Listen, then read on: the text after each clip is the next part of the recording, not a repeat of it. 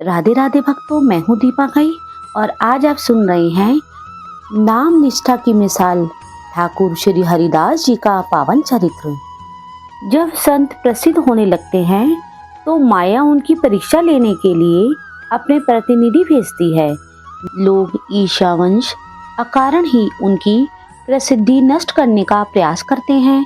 रामचंद्र खान नाम का एक जमींदार था। उसने सोचा कि मेरे पास इतनी जमीन और पैसे हैं, परंतु कोई मेरा आदर नहीं करता। हरिदास ठाकुर नाम का है, यह संत मांग कर खाता है और पूरा दिन बिना कुछ किए सिर्फ भगवान का नाम जप करता है, लेकिन फिर भी हर कोई इसके सामने नतमस्तक होता है। मैं उसकी कीर्ति कैसे नष्ट करूं? जब भी किसी संत की परीक्षा होती है तो उसके सामने 3 चीजें परीक्षा के तौर पर भेजी जाती हैं। सबसे पहले काम भावना की परीक्षा होती है, उसके बाद विपत्तियां भेजी जाती हैं और अंत में प्रसिद्धि देकर अहंकार की परीक्षा ली जाती है। रामचंद्र खान ने हरिदास ठाकुर जी को गिराने का निर्णय लिया। उसने इस काम के लिए एक वैश्या को नियुक्त किया। उसने वैश्या को निर्देश दिया कि वह हरिदास ठाकुर के घर जाए और बाद में शोर मचा दे, जिससे पड़ोसी को लगे कि हरिदास ठाकुर जी उसके साथ भोग कर रहे थे। इससे वह सबकी नजरों में गिर जाएंगे, परंतु उसे यह नहीं पता था कि हरिदास ठाकुर जी भगवान के सेवक थे और भगवान स्वयं उनके रक्षक थे। हरिदास ठाकुर जी ने वैश्या का उद्धार किया। वैश्या सुंदर, बुद्धिमान, चालबाज और चतुर थी। वह हरिदास ठाकुर जी की कुटिया में गई, जहां वह भगवान के पावन पवित्र नाम का जप करने में तल्लीन थे। उन्हें लुभाने के लिए उसने उनसे बात करने की कोशिश की, लेकिन वह अपने जप में मग्न रहे। वह सुबह से शाम तक इंतजार करती रही, लेकिन ठाकुर हरिदास जी ने उससे बात करने से पहले अपना जप पूरा करने का आग्रह किया।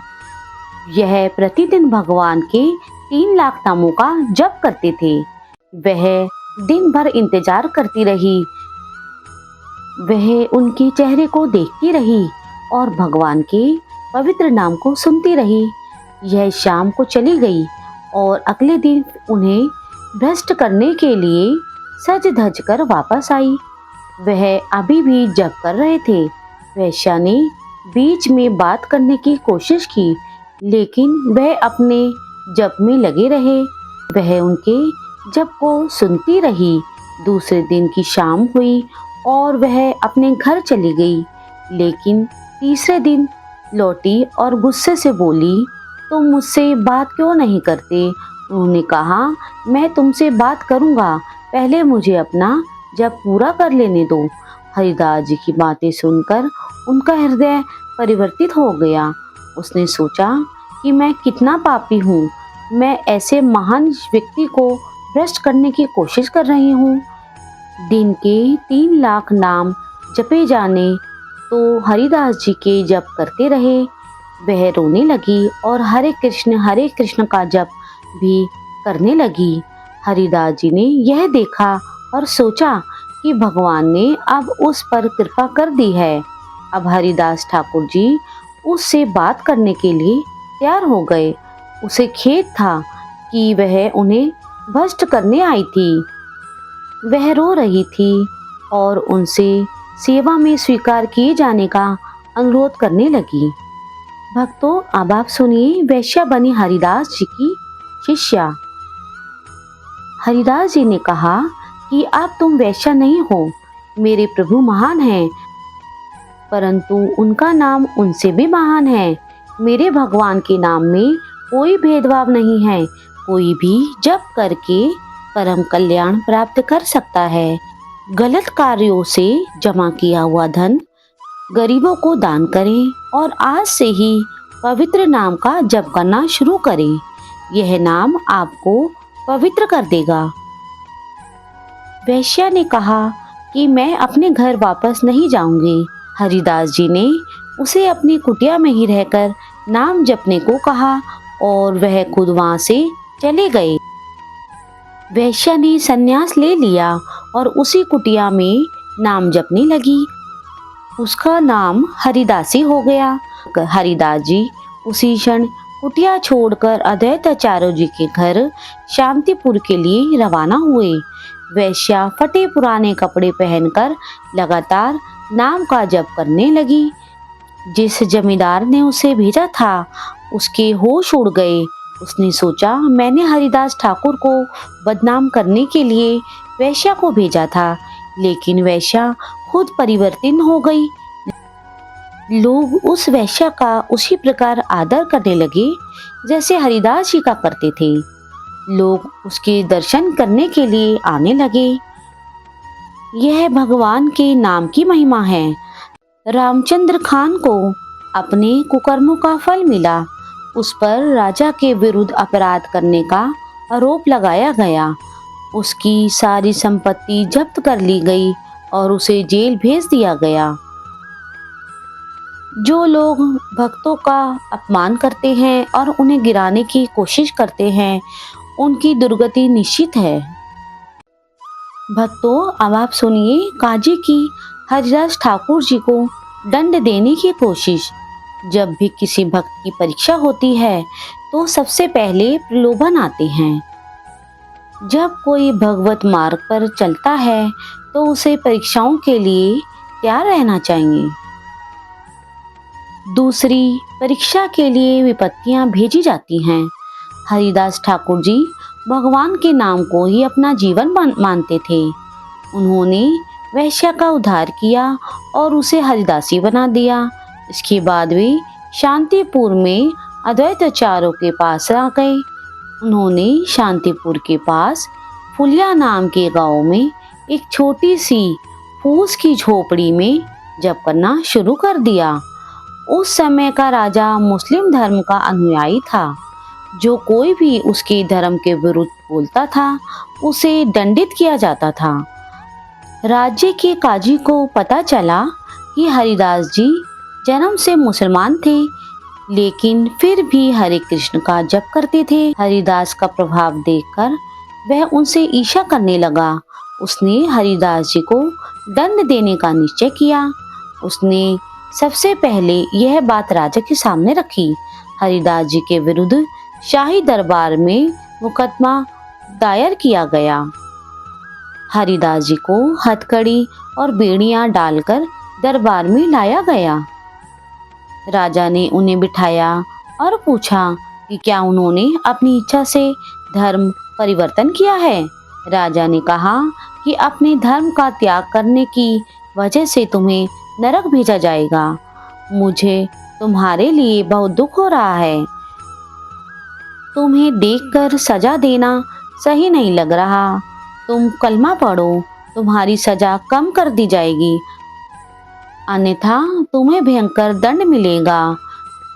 ठाकुर हरिदास जी ने राजा को समझाया कि उन्होंने भगवान के नाम का जप शुरू करके कुछ भी गलत नहीं किया है, लेकिन काजी ने हस्तक्षेप किया और कहा कि वो कुछ भी सुनना नहीं चाहता। उसने राजा से कहा कि हरिदास अधर्म कर रहे हैं, वह काफिर है और उन्हें सजा मिलनी चाहिए। काजी ने कहा कि उन्हें इसलिए सजा दी जानी चाहिए ताकि कोई दोबारा उनके खिलाफ खड़े होने की हिम्मत न कर सके। सजा मौत की होनी चाहिए, लेकिन सीधी मौत नहीं। उन्हें 22 बाजारों में पीटना चाहिए ताकि हर कोई देख सके कि अपने धर्म के खिलाफ जाने का परिणाम क्या होता है। राजा सहमत हो गया। जल्लादों ने तुरंत उनके हाथ बांध दिए और उन्हें कोड़ों से पीटना शुरू कर दिया। भक्तों, अब आप सुनिए 22 बाजारों में हरिदास ठाकुर जी को कोड़ों से पिटाई। वह भगवान का नाम जपते रहे।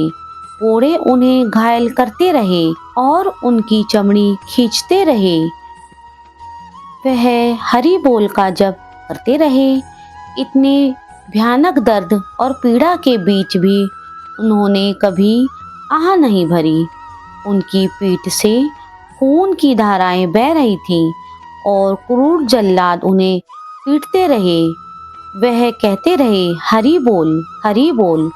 उनके जैसे लोगों के जब से ही यह संसार धन्य और पवित्र है। इन महापुरुषों की महिमा के कारण ही आज हम भगवान के नाम का जप कर पा रहे हैं। वे ईश्वर के प्रतिनिधि ही हैं, जो भक्ति की शक्ति दिखाने के लिए अवतरित होते हैं। चेहरे पर मुस्कान के साथ वह लगातार कोड़े खाते हुए भी हरि का नाम जपते रहे। उन्हें देखने वाले दुख से चिल्ला रहे थे और रो रहे थे। वे जल्लादों की क्रूरता देख रहे थे, जो एक महान निर्दोष व्यक्ति को यातना दे रहे थे।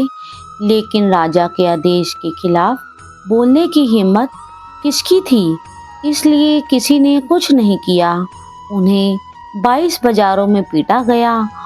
उनका मांस निकलने लगा। जल्लादों को आश्चर्य हुआ कि उन्होंने एक बार भी आह नहीं भरी। वह बस कह रहे थे, हरि बोल, हरि बोल। हरिदास जी भगवान से प्रार्थना करते रहे कि वे काजी राजा या जल्लादों को दंड न दे। हरिदास जी ने आखिरी बार हरि बोल कहा और बेहोश हो गए। जल्लादों ने देखा कि हरिदास जी की धड़कन नहीं चल रही थी और उन्होंने उसे मृत घोषित कर दिया। काजी ने देखा कि वह मर गए हैं और उसने उनके शरीर को गंगा जी में फेंक दिया। गंगा जी का स्पर्श उनके लिए अमृत के समान था। गंगा जी ने उन्हें अपनी गोद में ले लिया। वह डूब नहीं रहे थे। वह होश में आए और बोले, हरे कृष्ण, हरे कृष्ण।